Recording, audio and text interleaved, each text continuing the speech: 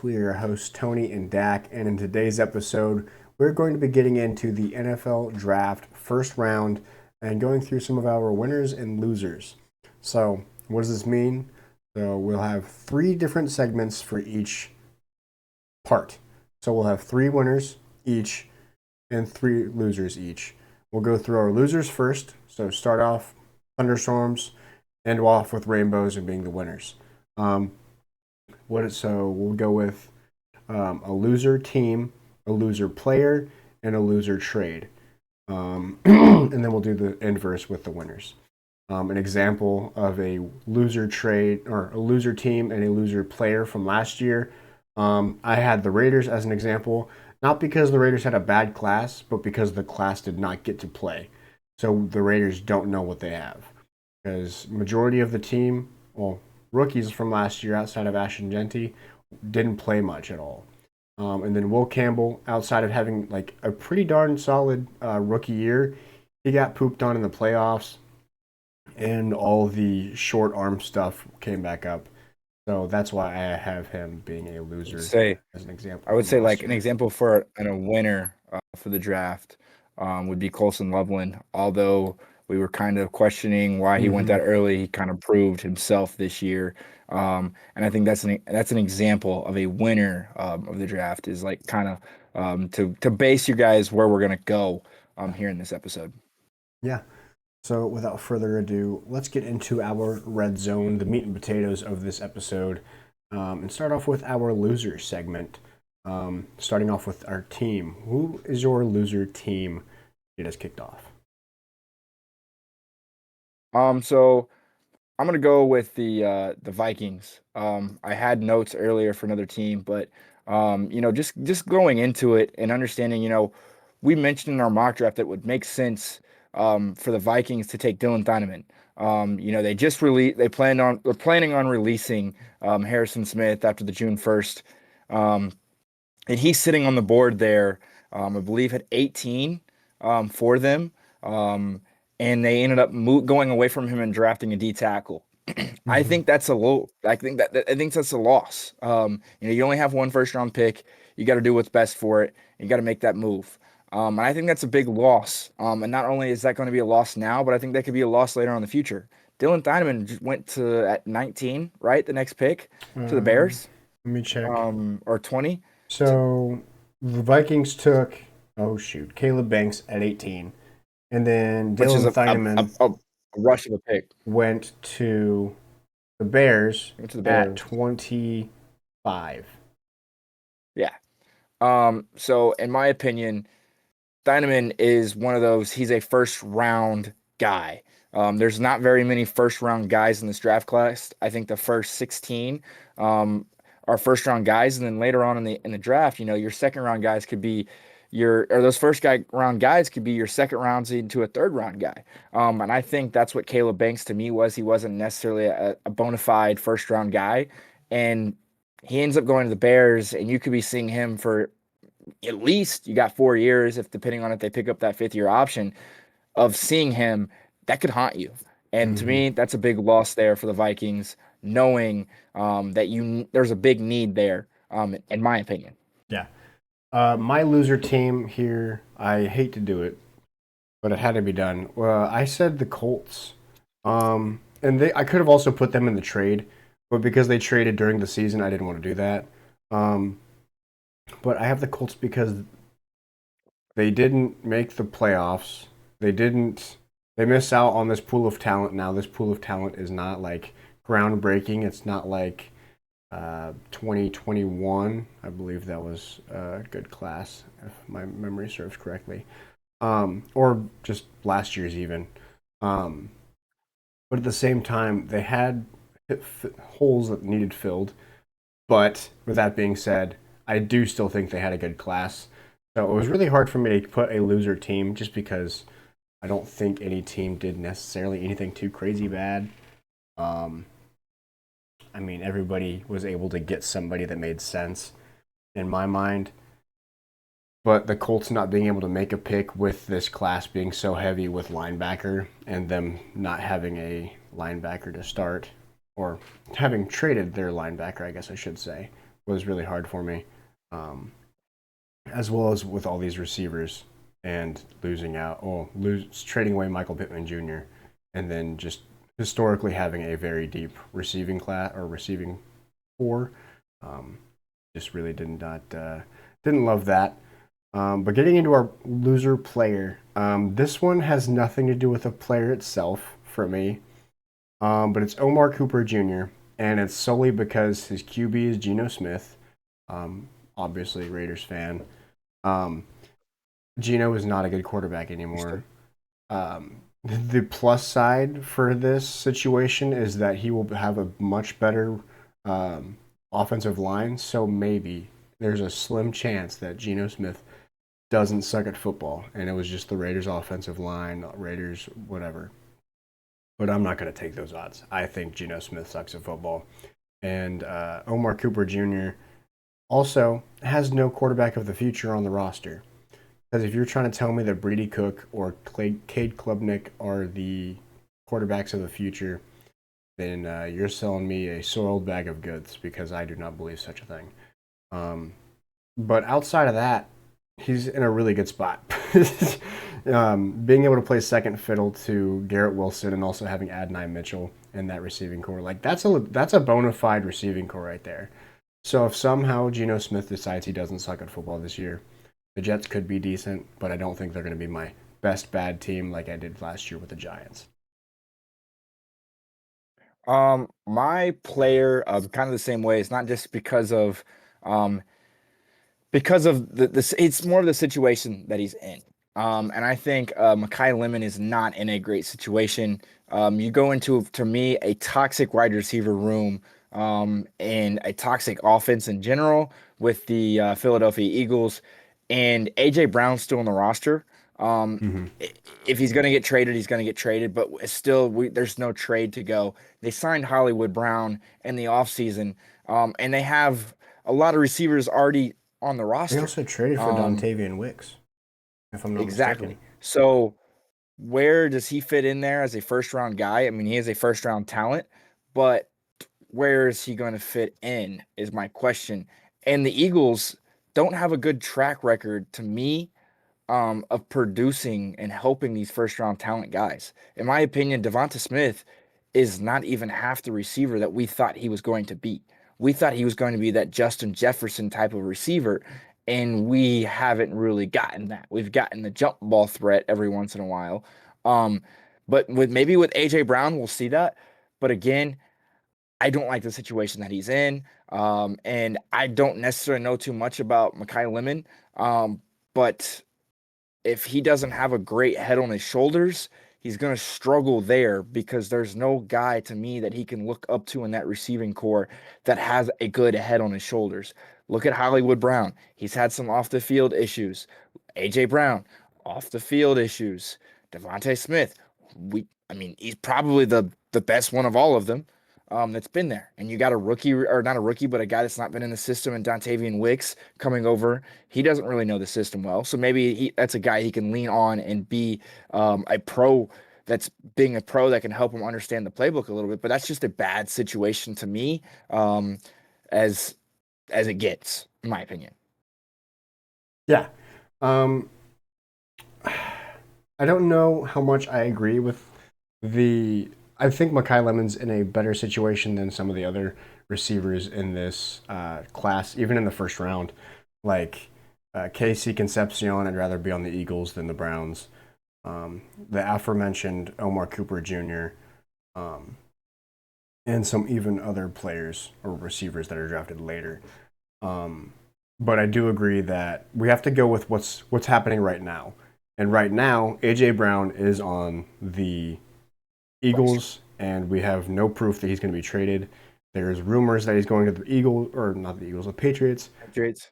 But there's rumors all over the Patriots right now Exactly. outside of that. So Yeah. we got to take care of those situations before we even get into in a trade. And Yeah. that's all over the place over there. I don't even want to touch that situation. Yeah. Now, going to losers for the trade. Dak and I actually agreed with this one, and we said the Chiefs. Now, I'm not just picking on the Chiefs because they're a division rival, but it's more so the fact that I don't think that cornerback was that big of a need that they needed to trade up. What was it, 3 spots? They traded up three Three spots. spots. Yeah. Yeah.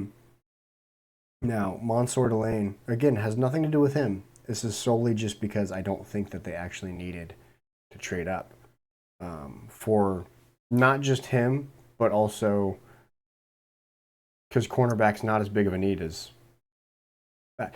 And even if Mansour Delane was gone by then, you still have Chris Johnson. You still have Colton Hood. You could have traded back for them and gotten more You could have traded capital. back. But Exactly, because Chris someone had Johnson to went have at tipped. 27. Someone had to have tipped the Chiefs and saying, "Hey, someone's drafting this guy." Someone had to have tipped him, and they're like, "Oh crap, okay, we got to move up." And I don't know if it was just a bid bait, and like, all right, we're baiting them. We'll see if they can move. Or maybe the Browns were saying, "Hey, if someone else is giving a call here, they want your guy. You got to give us this and this and this to come and get your guy." And that's the ongoing games and cat and mouse that is played in the NFL draft, and that's why it's so fun for us to sit back and watch these cat and mouse games. But like, what corner has done well in the past few years that's been drafted this high? Exactly. Yeah. Maybe AJ Terrell was at 19, I believe, for the Falcons. The track record for corners being drafted this high is not great. Sauce had one good year, hasn't really panned out since. Been probably one of the most holding penalties called on him after his rookie season. Jeff Okudah, who knows where he's at?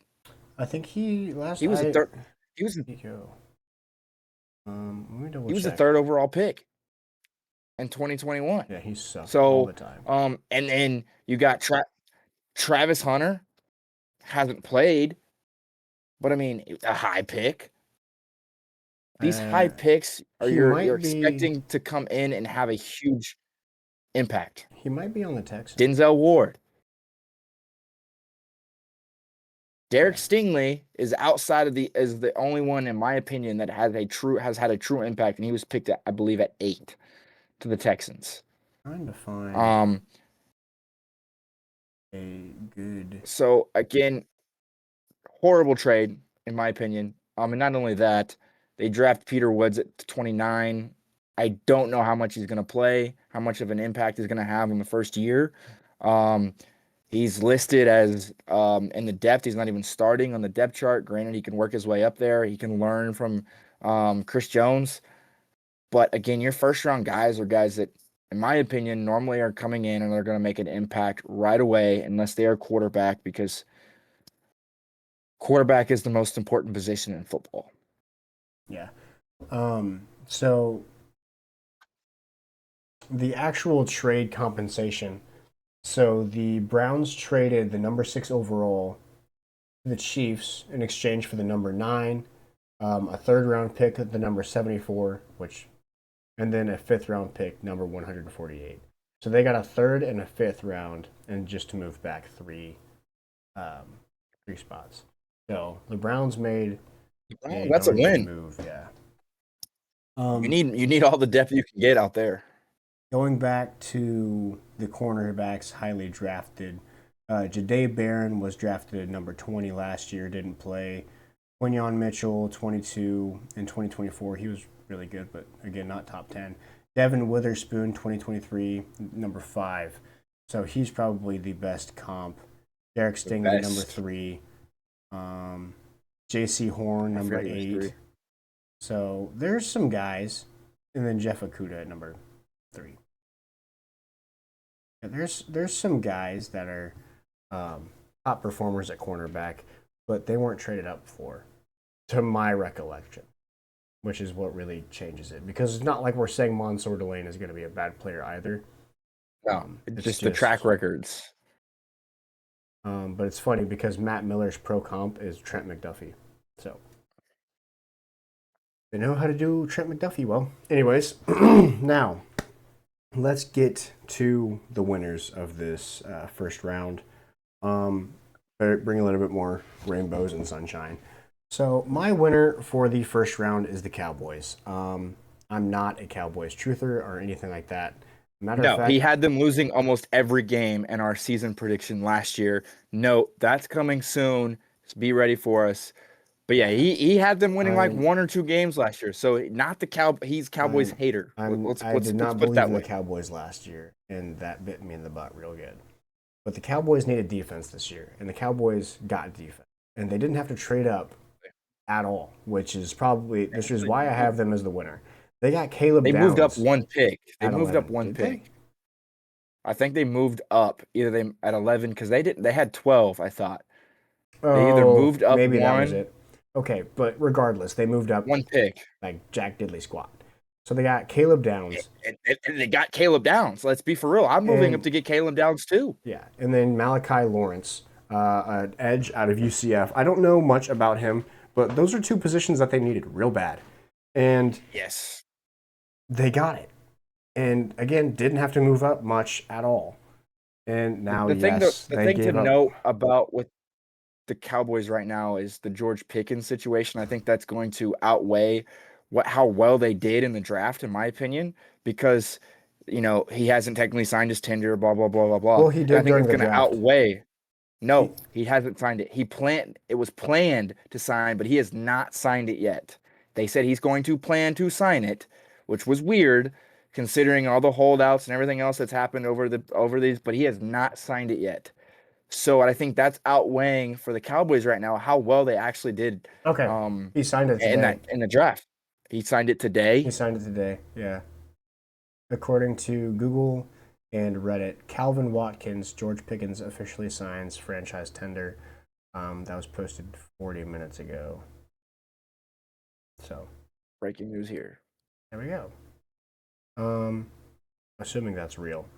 But going back, the Cowboys got defense. They needed defense, and what else do you want from them? I think they are in a Their in good offense is shape. good. Yeah, their offense is good, especially if George Pickens comes back and plays the way he did last year, and if Javonte Williams stays healthy.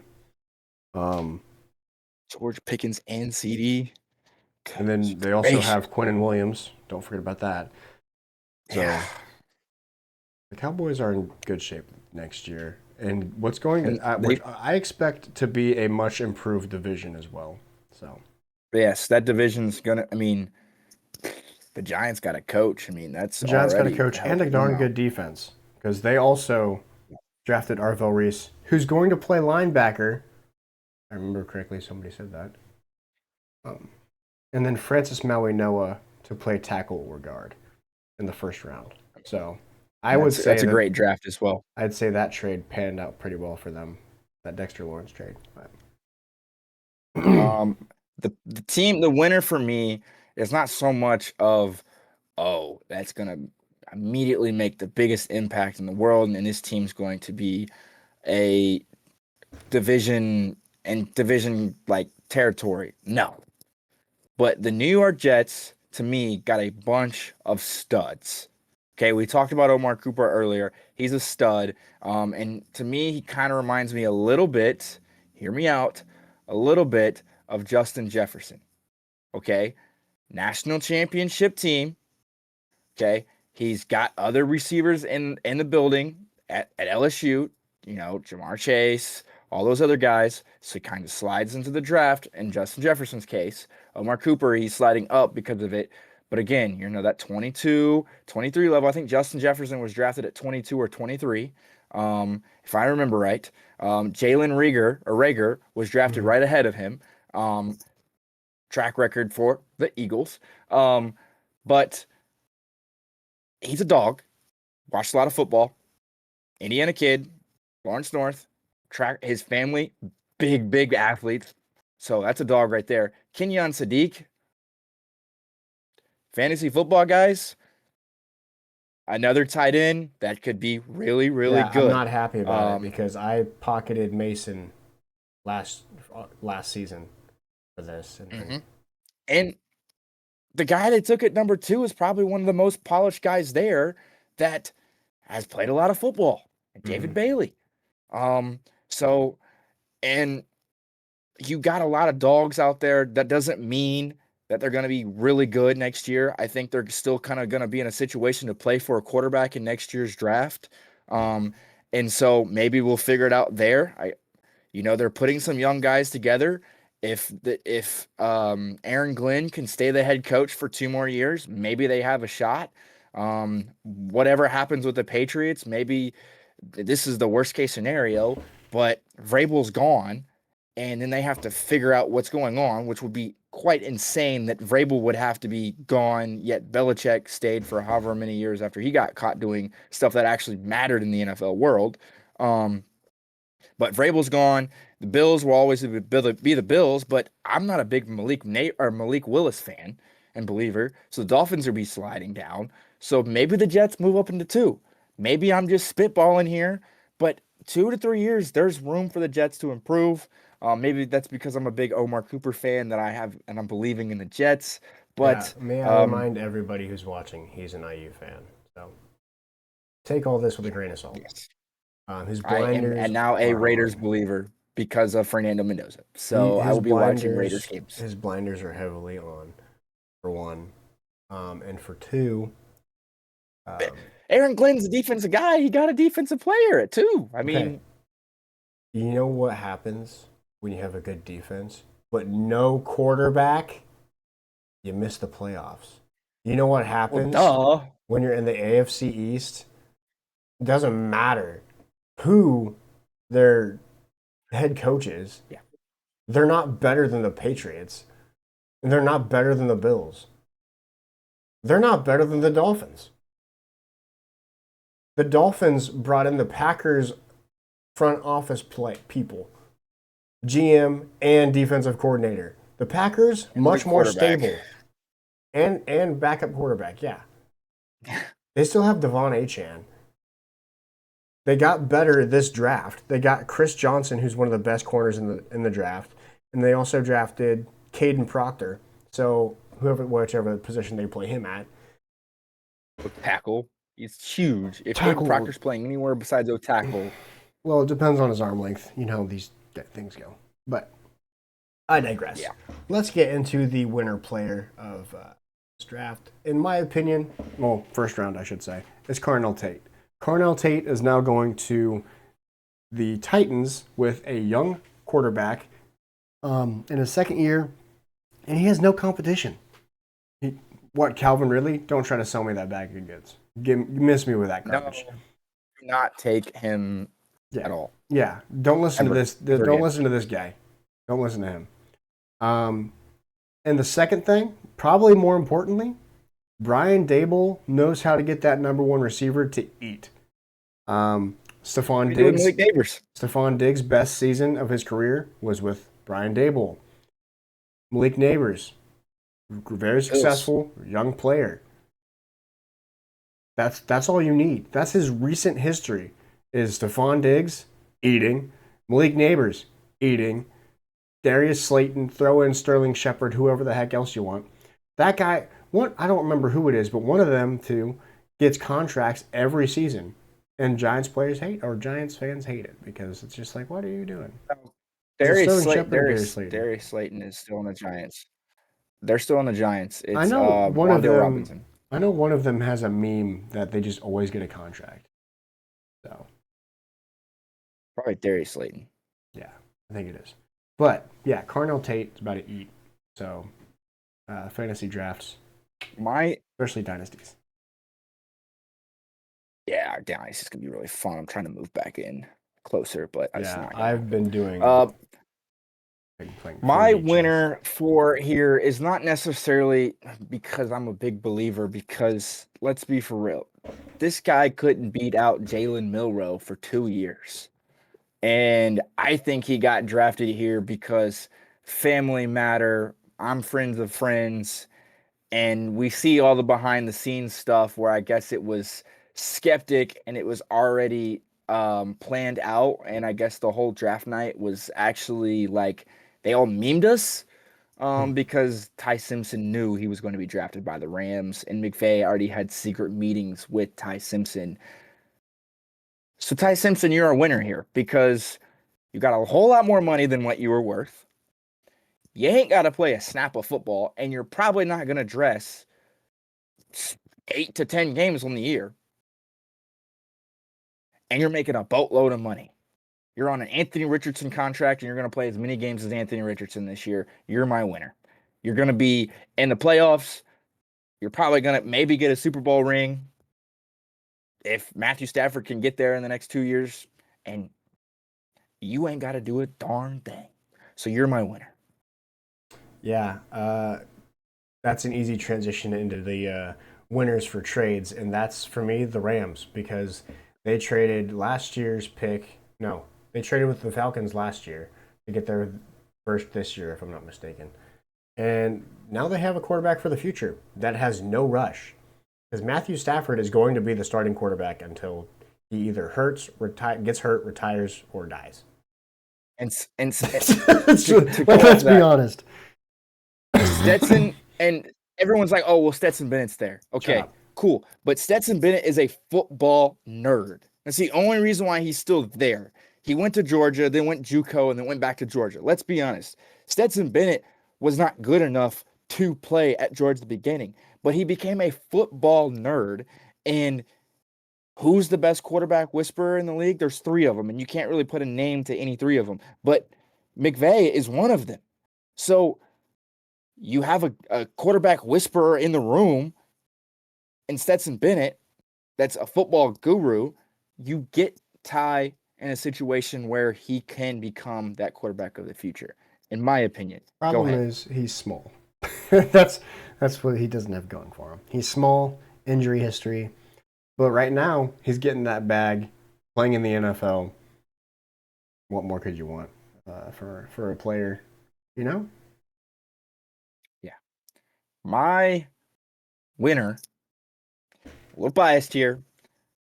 Again, I liked what the Niners did with the depth of getting picks. Okay, not who they picked, because gosh, I feel like we reached in a lot of places. Hold on, we're talking about the first round. The Niners didn't even pick in the first round. They moved back 3 times in the first round. Okay, I guess you can have that one. I'll let you have it. And we got more picks. That's what I'm saying. I ain't talking about who we picked. I'm talking about what we did with our picks in the first round, because we know we have 15 players loading in the IR. So we got some depth with our first round pick. Yeah, Deshaun Stribling, however the heck you say his first name. Yep. Yeah. So, yeah, those are our winners and losers for the first round of the NFL draft. Hope you guys enjoyed. I've noticed that my frames are getting a little funky. As you can see, my setup is different. Me and my wife bought a house and moved in, and we're trying to figure out the Wi-Fi situation.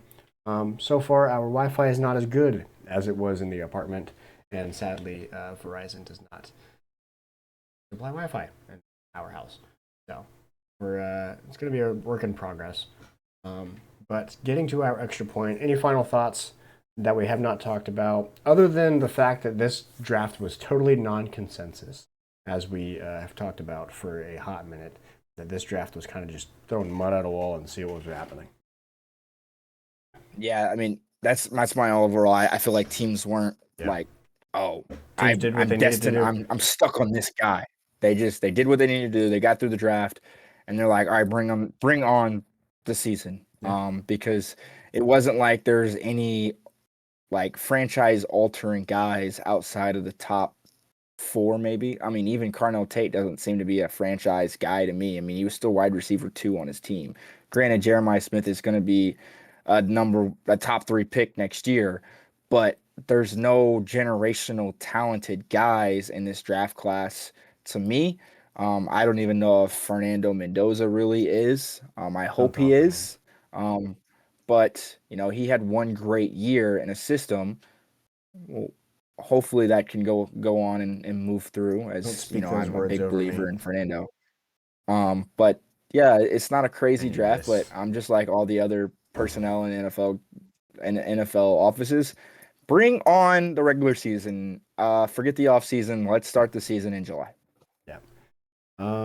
I can agree with that, except for the fact that you said there's no franchise altering outside of the top 4, because you must have forgotten that Sonny Styles went in number 7. And then Arvell Reese went at number 5. He has potential. He's got like that Micah Parsons potential, you know? Not saying that he could be Micah Parsons, but like Micah Parsons started off as an outside off-ball linebacker and moved to edge. And That's Arvell Reese crazy. is similar. Arvell Reese has more snaps. Like he had more snaps in college than Micah Parsons did at the position. Like I get it, Micah Parsons didn't play his last year. But yeah. there's so many Micah Parsons comparisons to Arvell Reese. It's gonna be interesting. And the Commanders, he went to the Commanders, correct? Arvell Reese is a giant. Which makes it sorry. even more interesting because they are so inflated with their front 7. Kayvon Thibodeau, Abdul Carter, Brian Burns. Who went to the Commanders? Sonny Styles. Yes, Sonny Styles, to me is another guy that I'm like, all right, here we go. That's what I just said. This is another kid. Okay, sorry. I meant Sonny Styles with the Micah Parsons comparison. No, Arvell Reese. Okay. Sonny Styles, like the Commanders beefed up that defense, I think. Well, they went out and got Nick Cross this offseason too. It's gonna be a decent defense, but I think Sonny Styles is the Micah Parsons comparison, and it's off the chains of the two and how well they can do. Yeah, Sonny Styles might have the opportunity to make up for Isaiah Simmons being a bust. I really wanted him Isaiah to Simmons didn't go to. No, but I'm saying like Isaiah Simmons was a like safety turned linebacker. Sonny Styles used to play safety. Yeah, I think that Sonny Styles can make up for what Chase Young was supposed to be. they don't play the same position. Defensive guy that, coming out of the draft, one was a defensive end. Sonny Styles is a linebacker, correct? Yeah. They both defensive guy that is supposed to turn around that defense. Chase Young did not turn around that defense. Oh, you're talking about like direct for Commanders. I see. I was like, buddy, you lost me. You've lost your... Okay. Yep. As you can tell, it's been a long work week. Still recovering. So, hope you guys enjoyed this episode. If you did, like, subscribe, comment, all that fun stuff. We have more draft content coming for you next week. We're just bringing our stuff out low and slow, just so we're not forcing stuff out, and also so we can get just better input, better analysis for stuff. We're not big draft guys. We're not big, like, we might watch ball, but a lot of this is spitballing. But I do my best to, and I'm sure Dak does as well. We do our best to bring you guys analysis that's actually impactful and not just throwing words at your face. So if you do enjoy and all that fun stuff, like, subscribe, comment, all that fun stuff. We'll see you guys next week with a full scope draft video. Winners, losers, same aspect as this episode, but for the full draft. Let's get you guys out of here. See you guys next week. Peace.